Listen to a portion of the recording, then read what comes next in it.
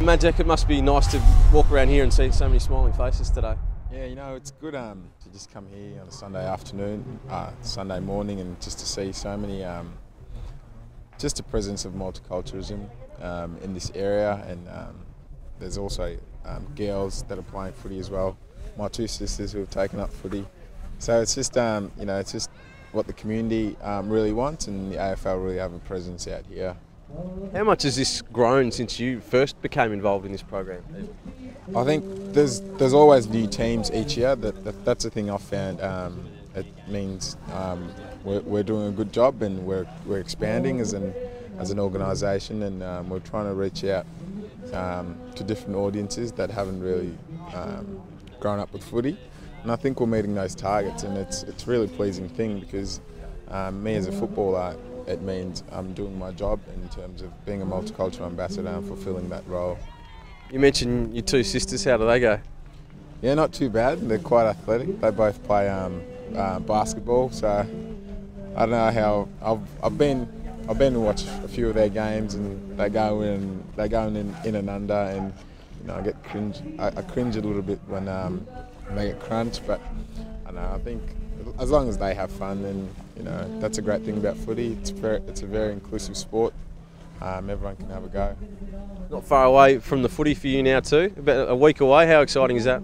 Yeah, I mean we're all excited, me included. The boys, you know, there's a real buzz around the place. The boys are just ready to go. It's been a hard and long pre-season, so yeah, I think there's no great time for us to be ready, and it's just a matter of getting to next Friday and really playing. So.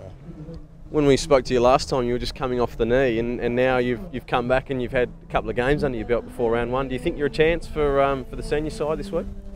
I think you know, all I have to do is train well during the week and put my hand up for selection. But at the end of the day, it's really out of my control. The coaches will select the best side to represent the footy club, and if they do that and I'm not part of it, then you know, I believe the best team is out there to perform for the club. You must have been pleased though with how you've come back from that knee. Yeah, you know, I've got to give a lot of credit to the guys at the footy club, our medical staff. They've done a tremendous job with getting me right back on track, and you know, I didn't think I'd be ready and playing some games so early.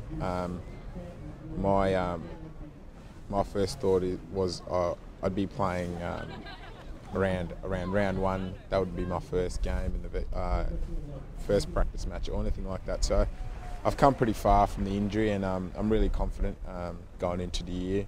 But yeah, you know, I've just got to keep working at training, and yeah. Obviously, days like today sort of push home the message. I mean, we saw in Tasmania of what happened to you, that we've still got a lot of work to do in this sort of area, don't we?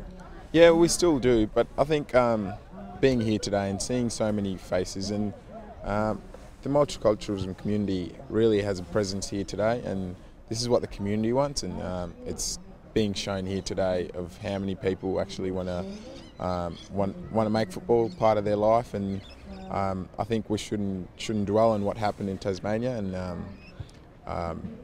it just shows there's still a bit of work to do. But you know, it's a great thing that about my role, I can keep spreading out the word of footy, and you know, I'm not too disheartened by it, and today is no greater day to show what is actually happening in the community.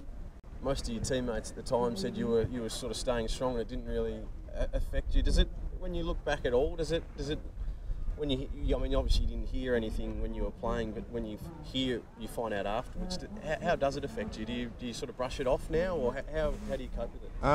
I'd like to say I've got great support at the footy club, and you know, I'm a strong character myself in terms of dealing with those sort of issues. My biggest concern is not me, because I have the support in place, the footy club and the AFL. So it's just more kids that are playing at local footy that don't have that support and might get brushed to the side. So that's where I get concerned. But in terms of myself, I've got the support, you know, around me, and it's not really a big issue, and I think I've grown up and mature enough to be able to deal with it. I guess it's probably the circus that goes with it a lot of the time. I mean, each time you're having to answer the same sort of questions because it's happened so many times now. Do Are you frustrated that it keeps happening though? Like, is it? I mean, I know you're saying you brush it off, but is it still frustration to believe that people could be so stupid? Look, I think the biggest positive I can really take out of this is, you know, it wasn't an official that that made the report. It was supporters and fans, and I think if we have our supporters doing that in games, that's a really big positive, and we've come a long way in in that area. People, you know, not even acknowledging what's happening. So if the fans are doing that, then I think we should all be pretty proud that you know, we don't want this type of behaviour in our game.